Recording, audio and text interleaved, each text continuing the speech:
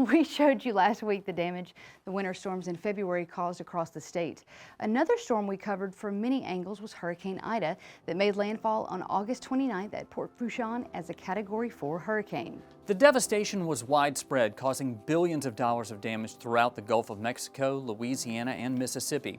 In the days after Hurricane Ida left Louisiana, the storm traveled northeast, causing severe damage in Pennsylvania, New Jersey, and New York, and other New England states. According to the National Hurricane Center, Hurricane Ida was one of the costliest U.S. Atlantic hurricanes, with damage estimates in the ballpark of $65 billion, ranking fifth behind Hurricanes Katrina, Harvey, Maria, and Sandy. Here in Louisiana, a lot of that damage was to homes, businesses, and infrastructure, like the miles and miles of power lines that were brought to the ground. The damage to agriculture was hard to miss as well, as we traveled the state covering the storm. For example, in southern Lafourche Parish, many cattle were stranded, and ranchers from neighboring parishes and states came to the aid of ranchers who couldn't move their cattle from the storm-ravaged areas. Ray Sheremy says hay was only part of his stranded cattle's needs.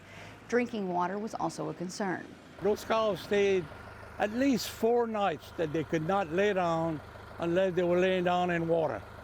Now it's starting to dry up. It's still wet, but they can lay down and not be in standing water. My biggest concern is the water to drink.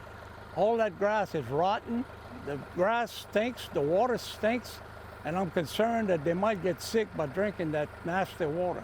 The Louisiana seafood industry was hit hard by Hurricane Ida. Our friend Tammy Arnder traveled down to Jean Lafitte to see how folks in the shrimping industry would bounce back. One shrimper she spoke with says he expects fishing to be tough for the next couple of years. Further inland, timber was also hit hard by the Category 4 winds.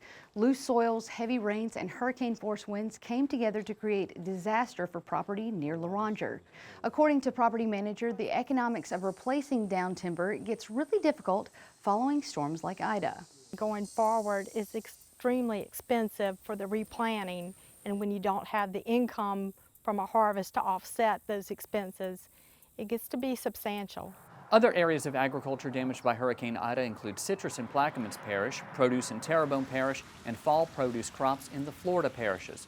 Sugarcane harvest is still underway. Estimates show about 25% of the state's crop was in Ida's path, but we will not know how the storm affected yields until harvest is done in January. In the days following the storm, sugarcane farmers could not work in their fields, so they banded together to help those in Ida's path. The first message I saw was from Mike Malonson, a friend of mine from St. Martin Parish, which is far from St. James. Other than Farm Bureau, I probably wouldn't know him as well as I do. And the message simply said, "See you tomorrow morning." The Louisiana Farm Bureau Foundation Disaster Relief Fund raised more than $100,000 for farmers and ranchers in the affected parishes. Thank you to each of you who donated to help Louisiana agriculture. Absolutely. Thanks a lot.